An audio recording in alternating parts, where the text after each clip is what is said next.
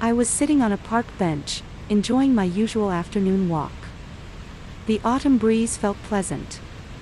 The tree leaves were swaying. I heard children's laughter. It was a peaceful afternoon. And then, I saw it. Near the trash can. A small shadow. At first, I thought I was seeing things. But I wasn't. A little girl was peering into the trash can. Reaching her hand in, searching for something. My feet stopped. That hair. That pink jacket. My heart jumped. Emma. My granddaughter. I rushed over. Breathless. Emma. Emma turned around. Her small face looked at me. And my heart stopped. Her face was dirty. Her eyes were red and swollen. Her cheeks were sunken. Her lips were chapped. Grandma. Her voice was small. Weak. Emma, what are you doing? Why are you looking in the trash? Tears spilled from Emma's eyes. I'm hungry, Grandma. I'm so hungry. Daddy won't give me food. I haven't eaten anything since yesterday.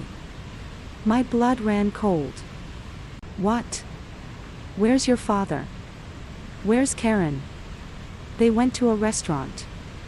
With Tyler. An Italian restaurant. They didn't take me. They told me to stay home. But there was no food at home. So I came here.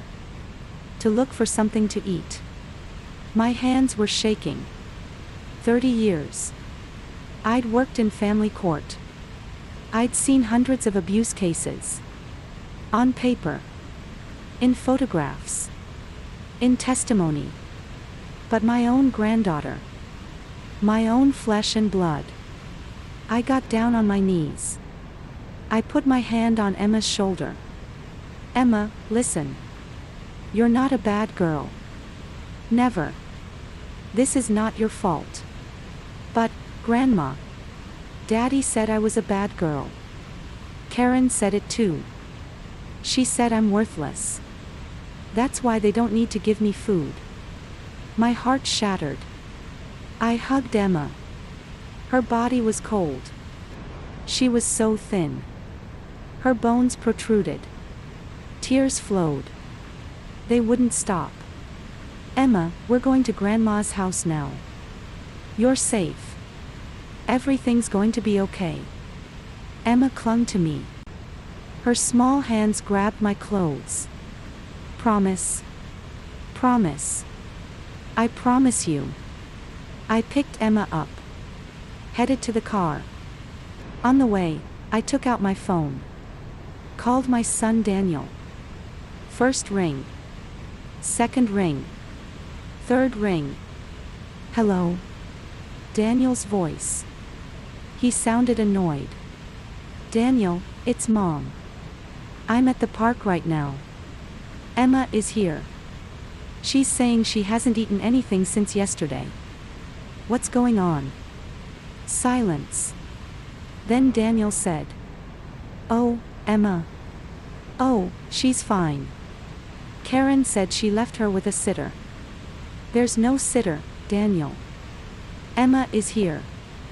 At the park. Looking for food in a trash can. Silence again. Look, Mom. I'm at an Italian restaurant right now. With my family. Can we talk about this later? My anger was about to explode. But I kept my voice low. Your family. Emma is your family too.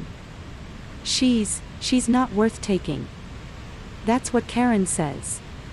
She ruins everything if she comes along. Look, I gotta go. The call ended. I stared at my phone. My hands were trembling. Emma looked up at me. Grandma. Is Daddy angry? I took a deep breath. I tried to smile at Emma. But tears kept flowing. No, sweetheart. Daddy's not angry. But Grandma's going to fix everything now. We reached the car. I put Emma in the back seat. Fastened her seatbelt.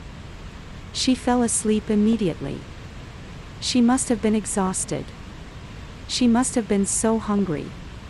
I drove and thought. 30 years. I'd seen the signs of abuse. And now. My own son. The son I raised. I made a decision. We arrived home. I carried Emma to bed. Laid her down gently. Then I examined her body. There were bruises on her arms. Blue ones. Purple ones. There were marks on her back. Old ones. New ones. Her ribs were protruding. I took photographs. As evidence. My hands were shaking. But I kept taking them. I documented everything. Then I took out my phone. Dialed 911. It rang. Aurora 911, what's your emergency? I took a deep breath. I want to report child abuse. My 5-year-old granddaughter. She was near starvation, and she's been beaten. The abuser is her father. My son. Daniel Morrison. The words came out. They wouldn't stop. I told them everything. I hung up. I sank into a chair. My hands were shaking. My own son. The son I gave birth to. I reported him. But it was for Emma. Tears ran down my cheeks. From the bedroom, I heard Emma's breathing. It was peaceful. I stood up. Went to the kitchen. I made soup. Cut some bread. When Emma woke up, I'd feed her. Then I looked out the window. In 2 hours, police would go to my son's house. My decision would change my son's life. But I wouldn't regret it. Protecting Emma. That was my mission. 2 hours later. My phone rang. It was an unknown number. But I answered. Mrs. Morrison. This is the Aurora Police Department. Daniel Morrison has been arrested. On charges of child abuse and neglect. I took a deep breath. I understand. Thank you. I hung up. It was done. My son was arrested. But the pain in my chest wouldn't go away. The next morning. The news reported it. I turned on the TV. A local news anchor appeared on the screen. Breaking news. IT company manager Daniel Morrison, 38, was arrested last night. The charges are child abuse and neglect of his 5-year-old daughter. The daughter was found searching for food in a park, reportedly near starvation. Daniel's photo appeared on the screen. He was in handcuffs. I gasped. And then, the next moment. Karen. Daniel's wife appeared on screen. She was crying. Surrounded by reporters. I had no idea. I had no idea at all. I thought Emma was with a sitter. I never imagined my husband. I never imagined he was doing something like this. Her voice was trembling. I'm devastated. I'm a victim too. I trusted my husband. But he betrayed us. Emma. Me. Everyone. Tears ran down her cheeks. But something was off. I'd seen liars for 30 years. In court. In investigations. Karen's tears. They were dry. Her eyes looked like she was crying. But there were no tears. My instinct sent a warning. But I turned off the TV. I was probably overthinking it. Karen was a victim too. That afternoon. I went to the detention center. To see Daniel. The visiting room. It was cold. The walls were white.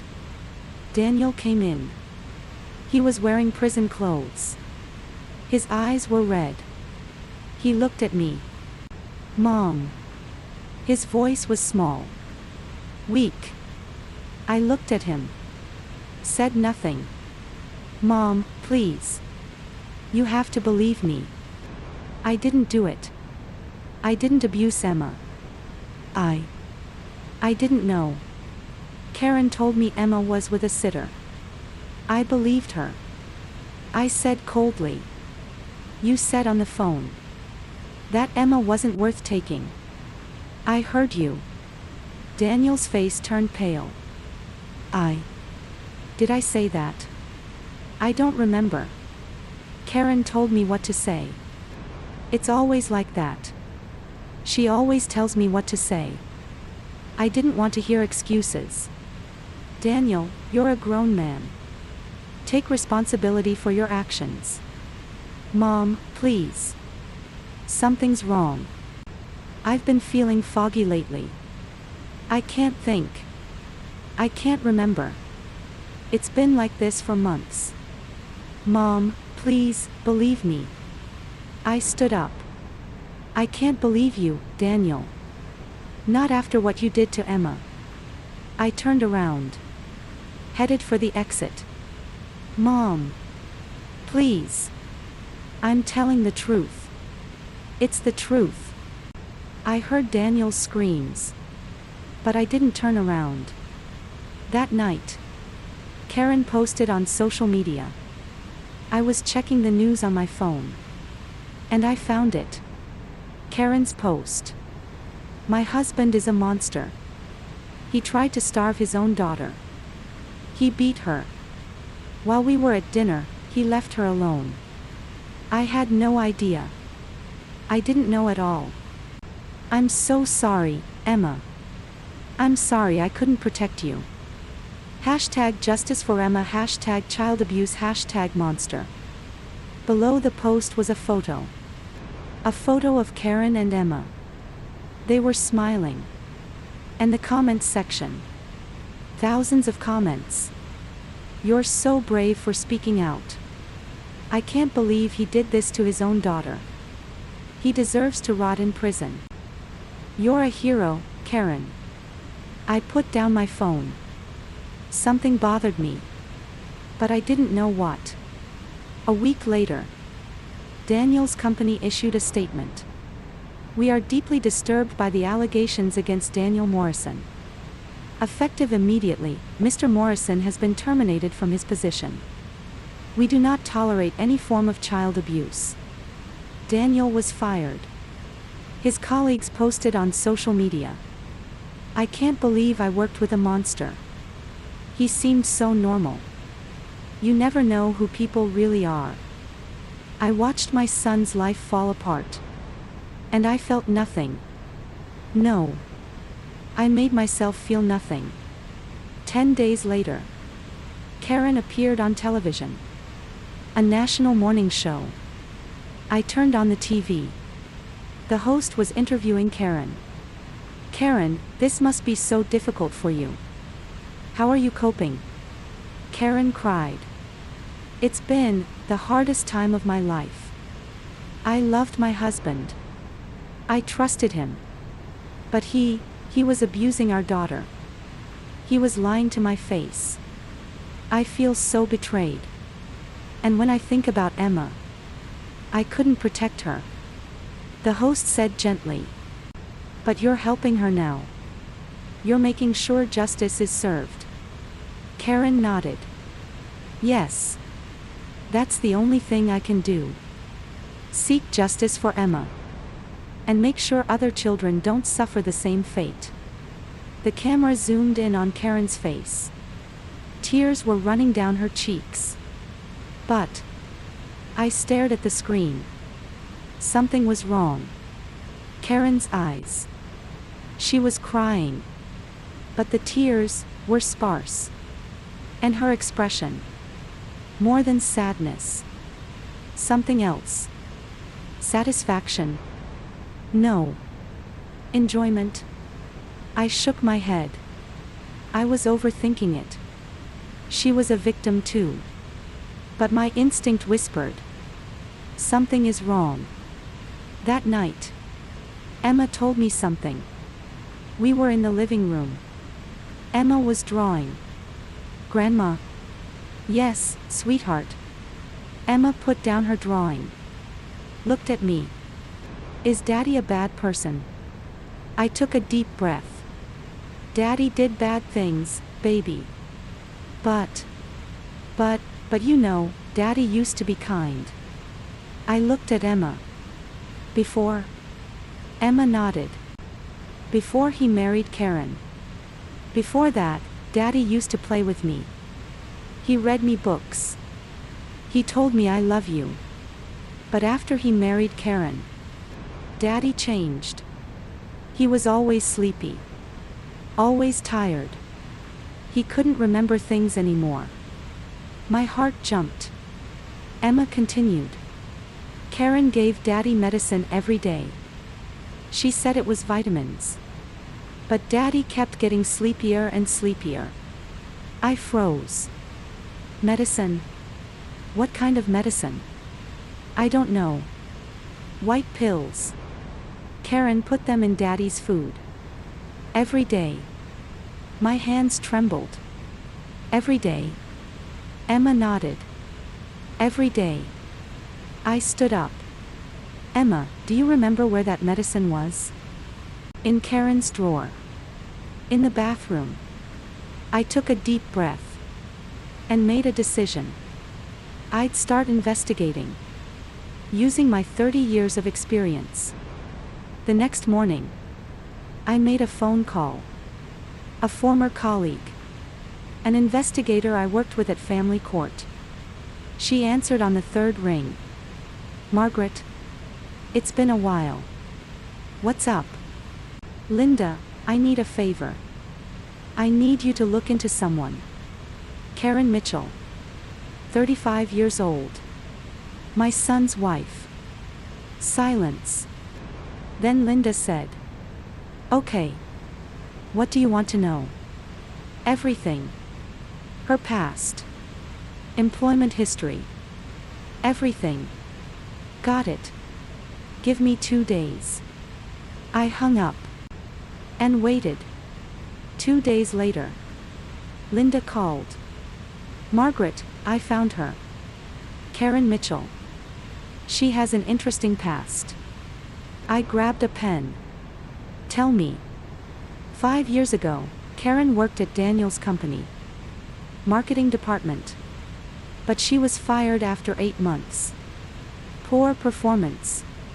And the person who decided to fire her was. My hand stopped. Daniel Morrison. Your son. My blood ran cold. Linda continued. Karen tried to sue for wrongful termination. But her lawyer turned her down due to lack of evidence. After that, she disappeared. No records. For 2 years. Then suddenly, she reappeared in Daniel's life. As his girlfriend. I sank into a chair. Linda, thank you. Margaret, be careful. This woman, I think she's plotting something. I hung up. Everything was starting to connect. Was Karen seeking revenge? For being fired 5 years ago. That afternoon, I went to Daniel's house. I had a key. Daniel had given it to me for emergencies. Karen was out. I checked on social media. She was giving a speech at a victim support group. I entered the house. It was quiet. I went to the bathroom. Opened Karen's drawer. Cosmetics. Perfume. And I found it. A small bottle. I read the label. Lorazepam. Anti-anxiety medication. I looked at the prescription name. Karen Mitchell. But there was too much. It should have been a 1-month supply, but there were 3 bottles. I took photographs. Then I put 1 bottle in my pocket. As evidence. Next, I checked Karen's computer. The desk in the living room. A laptop was there. I opened it. No password needed. It was just in sleep mode. I opened the browser, looked at the search history, and I froze. How to manipulate your husband. Effects of anti-anxiety drugs. How to make memory foggy with drugs. How to report child abuse. How to maximize alimony in divorce. How to gather sympathy as a victim. How to go viral on social media. How to increase media exposure. I kept scrolling. Revenge on former boss. Wrongful termination payback. The perfect crime. My hands were shaking. I took screenshots. All of them. Then I opened her email. There was correspondence with a lawyer. Please proceed with divorce proceedings. I'm demanding at least $500,000 in alimony. My husband will be convicted as a child abuser. I'm the victim wife. The judge will be on my side. I looked at the date. 3 days before Daniel was arrested. She had planned it. All of it. From the beginning. I sank into a chair. Tears flowed. What had I done? My son was telling the truth. He didn't know. He'd been drugged. He'd been manipulated. He'd been used. And I didn't believe him. I reported him. I destroyed his life. I fell for Karen's plan. I sat on the floor. Held my head. Daniel.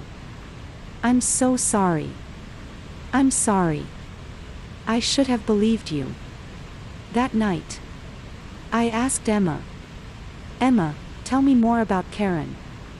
How did she give Daddy his medicine? Emma thought. Every morning. Every morning at breakfast. Karen made Daddy's oatmeal in the kitchen. And she crushed the white pills and mixed them in. I saw it. Just once. Then what? Karen saw me. And she said, "This is our secret, Emma. If you tell Daddy, I'll make sure you never see him again." So I couldn't tell him. Tears spilled from Emma's eyes. Grandma, I'm sorry. I should have told. But I was scared. I hugged Emma. Shoo, sweetheart. You didn't do anything wrong. You're a child. Of course you were scared. But in my heart, anger was burning. At Karen. And at myself. The next day, I went to the police. With all the evidence. The medicine bottle. Screenshots of the search history. Printouts of emails with the lawyer. A recording of Emma's testimony. A man named Detective Johnson met with me. "Mrs. Morrison, what can I do for you?" I put an envelope on the table. My son is innocent. He was framed. By his wife, Karen Mitchell. The detective raised an eyebrow. That's a serious claim. I have evidence. I opened the envelope. Showed him everything. The detective looked at the materials in silence. 1 minute. 2 minutes. 5 minutes. Then he looked up. "Mrs. Morrison, if this is true." "It is true. My granddaughter will testify. And please test my son's blood. You'll find lorazepam. In high concentrations." The detective picked up the phone. "Get me the DA's office. Now." 3 days later. Daniel's blood test results came back. The detective called me. "Mrs. Morrison, you were right. Lorazepam was detected in Daniel Morrison's blood. At abnormally high concentrations. There are traces of long-term ingestion. And according to the doctor, at this level, there would be significant impairment of judgment, memory loss, and increased suggestibility." I took a deep breath. "So what happens now?" "We're requesting an arrest warrant for Karen Mitchell." on charges of child abuse, assault, drug administration, fraud, and conspiracy. And my son.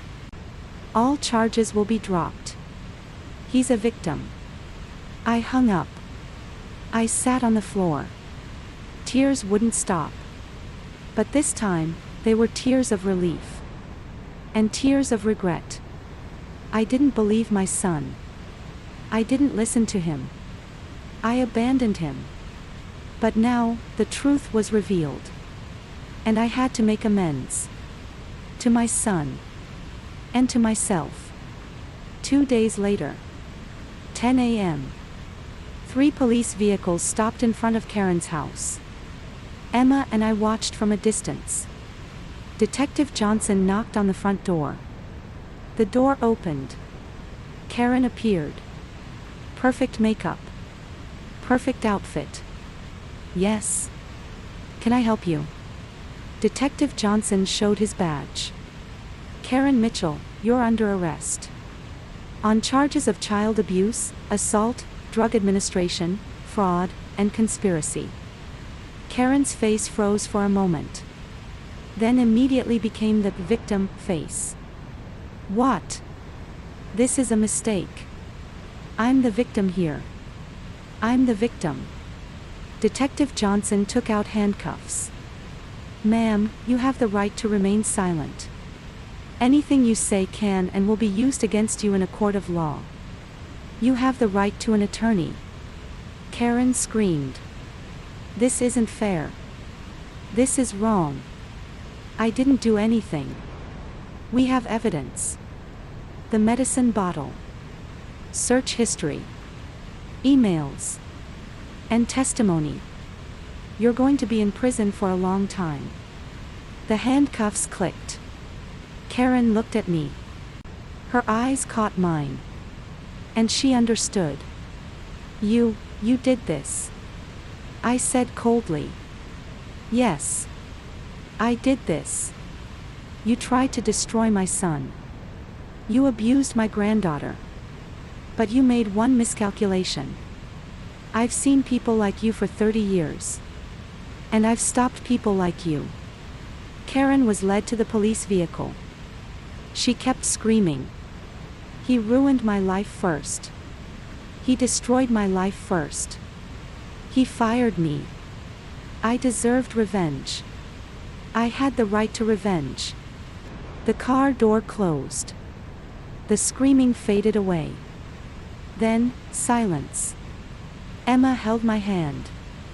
Grandma, the bad lady is gone. Yes, sweetheart. She's gone now. She'll never come back. That afternoon, Daniel was released. I waited in front of the detention center. The door opened. Daniel came out. He was thin. He had dark circles under his eyes. But his eyes were clear. The drugs had left his system. He saw me. Mom. His voice trembled. I ran to him. And hugged him. I'm so sorry. I'm so sorry. I should have believed you. I should have believed you. I should have listened. I should have listened to you. Tears wouldn't stop. Daniel was crying too. Mom, it's okay, it's okay. It's not okay. I abandoned you. When you needed me. You were telling the truth. But I didn't listen. I judged you in anger. I was wrong. Daniel put his hand on my shoulder. Mom, you were protecting Emma. That was the most important thing. You found your granddaughter. You saved her. That's all that matters. But you were a victim too. Karen was drugging you. Manipulating you. Using you. And I treated you like a criminal. Daniel took a deep breath. Mom, listen. Because of those drugs, I was foggy for months. I couldn't think. I couldn't remember. Whatever Karen said, I believed her. I couldn't protect my daughter. That's my sin. No. You didn't do it of your own free will. But I should have noticed. That something was wrong. With my body. With my mind. I held his face in both hands. Daniel, forgive yourself. And forgive me too. We were both fooled by Karen. But now, the truth is revealed. That's what matters. Tears spilled from Daniel's eyes. Mom, can you forgive me? Can you forgive me? For what I said on the phone. For not protecting Emma. Can you forgive me? Can you forgive me? For not believing you. For abandoning you. We hugged each other. For a long time. Then Daniel whispered. I forgive you, Mom. I forgive you too, Daniel. An hour later. We went home. Emma was waiting in the living room. When Daniel came in, she froze. Daddy. Her voice was small. She was scared. Daniel got down on his knees. Emma, sweetheart. I'm so sorry. I'm so sorry. Tears ran down his cheeks. I wasn't a good daddy. I wasn't a good daddy. I let bad things happen to you. I let bad things happen to you. I wasn't there to protect you. I couldn't protect you. But I promise. From now on, I'll always be with you. I'll never let anyone hurt you again. Never. Emma stared at him. A long silence. Then she said, Daddy, you were sick, right? Daddy, you were sick, weren't you? Daniel nodded. Yes, baby. The bad lady gave me medicine that made me sick. The bad lady gave me medicine that made me sick. It made me confused. I was confused. It made me forget things. I forgot things. But I'm better now. But I'm better now. The medicine is gone. The medicine is gone now. Emma slowly approached. You promise. You promise. I promise. I promise. You won't leave me again. You won't leave me again. Never. Never. You won't let anyone hurt me. You won't let anyone hurt me. Never. Never. Emma ran over. She hugged Daniel. I missed you, Daddy. I missed you, Daddy. I knew you were a good daddy. I knew you were a good daddy. I knew it wasn't your fault. I knew it wasn't your fault. Daniel hugged his daughter. I love you, Emma. I love you, Emma. More than anything in this world. More than anything in this world. I love you too, Daddy. I looked at the two of them. Tears flowed. But this time, they were tears of happiness. That night, after Emma fell asleep, Daniel and I sat in the kitchen. We were drinking coffee. Daniel, what are you going to do now? Daniel took a deep breath. I don't know. The company fired me. My reputation is destroyed. Nobody will hire me. The truth has been reported. That you were a victim. But people won't forget. When they see my face, they'll think, child abuser. Even though I'm innocent. I held his hand. It'll take time. But the truth will eventually spread. And you have Emma. You have your daughter. That's what matters most. Daniel smiled.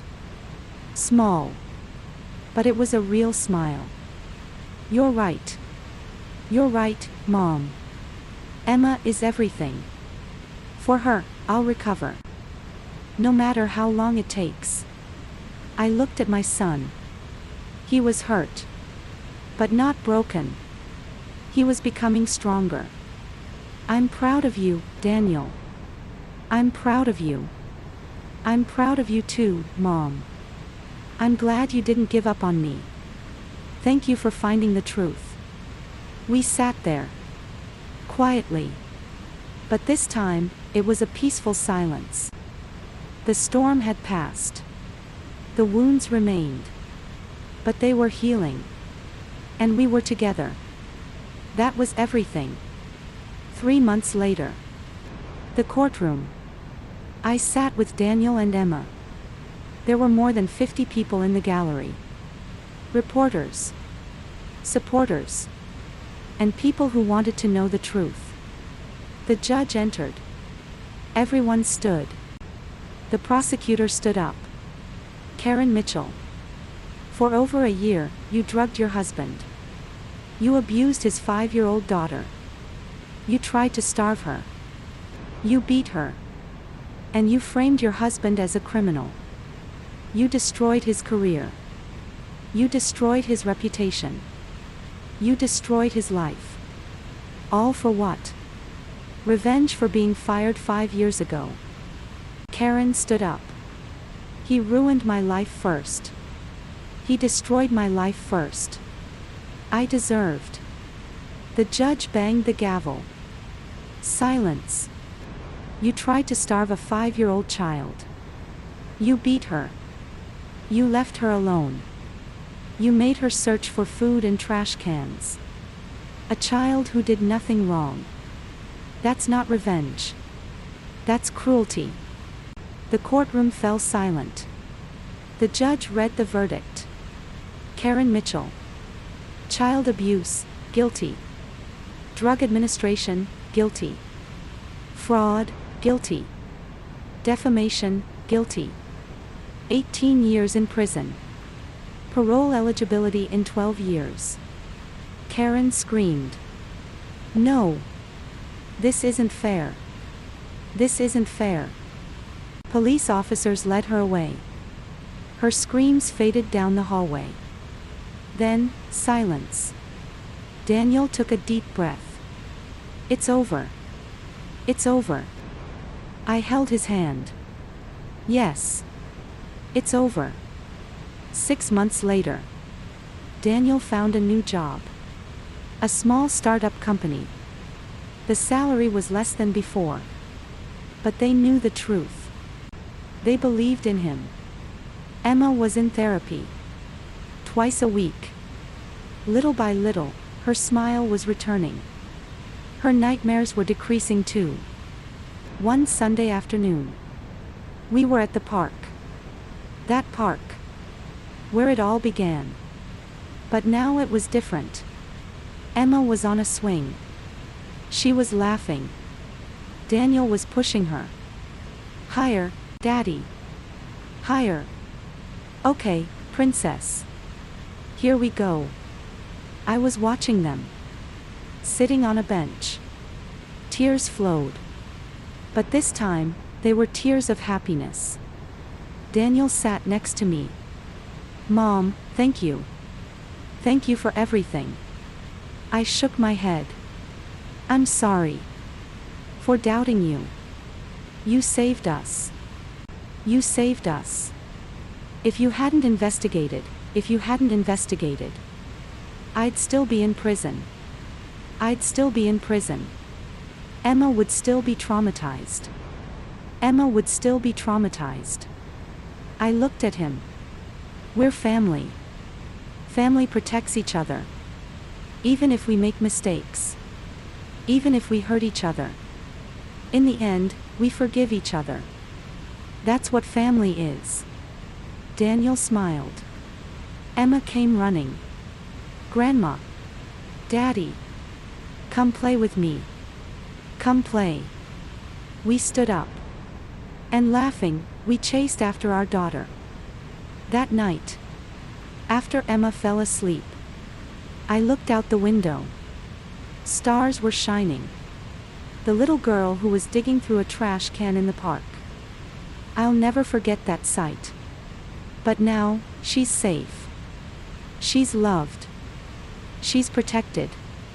I made mistakes. I doubted my son. I didn't believe him. But I found the truth. I made things right. And I learned. Don't judge in anger. Verify the truth. Even if it takes time. Families can break. But they can be rebuilt. With forgiveness, and love, and time. I took a deep breath. And headed to bed. Tomorrow is a new day. Our new beginning.